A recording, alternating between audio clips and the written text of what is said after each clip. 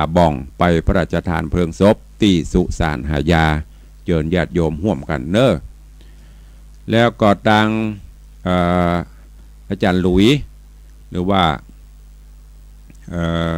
ว่าที่ร้อยตรีด็อกเตอร์สราวุฒิเมืองอินก็ขอเอิญประชาสัมพันธ์เชิญชวนญาติโยมร่วมถวายทานน้ำต้นหรือคนโททองคำเนอะเปิ้นจะเอาไปถวายที่วัดพระบรมธาตุเจ้าแจ้แห้งอำเภอภูเพียงจังหวัดน่านอันเป็นพระธาตุประจำปีเกิดคนเกิดปีกระต่ายปีเถาะซึ่งน้ำต้นนี่เป็นน้ำต้นทองคำที่อาจารย์หลุยพร้อมคณะศิษย์ได้สร้างขึ้นแก่นนี้ลูกนี้เป็นแก่นที่3ลูกที่3ละแก่นแรกสร้างถวายพระธาตุเจ้าดอยสุเทพเพื่อใส่น้ำส่งพระราชทานเป็นกู้บุญบารมีสมบัติของพระศาสนาและของแผ่นดินแก่นที่2สร้างถวายพระธาตุเจ้าหริพุนชัยจังหวัดลำพูนเมื่อปีที่แล้วปีนี้สร้างถวายที่วัดพระธาตุเจ้าแจ้แห้งเนอะเปิ้นฉลองสมโภชวันละ3 วัน 3 คืนและที่วัดพระสิงห์ที่วัดลำพูนที่บ้านเปิ้นแล้วก็กำหนดจะนำไปถวายที่วัดพระธาตุแจ้แห้งในวันที่3 มีนาคมนี้ก็ขอแจ้งทุกท่านด้วยในส่วนของวัดวังสิงห์คำก็กำลังร่วมกันเนอะสร้างบารมีธรรมที่เขาจะรอพระเจ้าทองคำนะ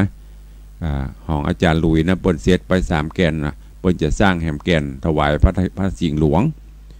อันน้ำต้นนี้เปิ้นจะใส่น้ำส่งพระราชทานสำหรับส่งพระธาตุเจ้าเป็นคุมบัตรของชาติแต่ของวัดวังสิงห์คำเขานี่ก็ก้อยสร้างกันไปเนอะพี่น้องญาติโยมศรัทธาที่ฟังอยู่ในโอกาสครบรอบวันเกิดครบรอบวันแต่งงานครบรอบ50 วันกา100 วันกาปีกาหรือโอกาสมงคลต่างๆเนอตุลุงขอเชิญชวนมวลญาติธรรมมาร่วมสร้างบารมีธรรมด้วยกันโดยการเป็นเจ้าภาพบริจาคทองคำทองรูปประพันธ์หรือปัจจัยตามจิตเจตนาเนอะเพื่อจะรอพระเจ้าทองคำไว้สืบศาสนาแล้วก็เป็นที่กราบไหว้สักการะบูชาที่วัดวังสิงห์คำโดยน้ำหนัก108 บาทตอนนี้รอแรงจิตแรงใจจากเศรษฐีใจบุญในทุนใจดีจากปอกากหบดีอุบาสกอุบาสิกาปออกไม่ออกศรัทธาเฮาเนอมาร่วมสร้างกันก็อาตมาได้จดจานจารึกชื่อทุกชื่อไว้หลังจากที่สร้างเสร็จแล้วชื่อทุกท่านที่มีส่วนร่วมก็จะได้จดจานจารึกไว้ในสุวรรณปัตตาหลับเงิมหลับคำจะเอาไว้กับกู้พระเจ้าทองคำองค์นี้ไปตราบชั่วกาลนานเนอก็ขอประชาสัมพันธ์เชิญชวนทุกท่านด้วยวันนี้เวลาหมดเวลาขอนำรายการจากไปก่อนเนาะก็พบปะกันในวันต่อไปอยู่ดีมีสุขเนอะ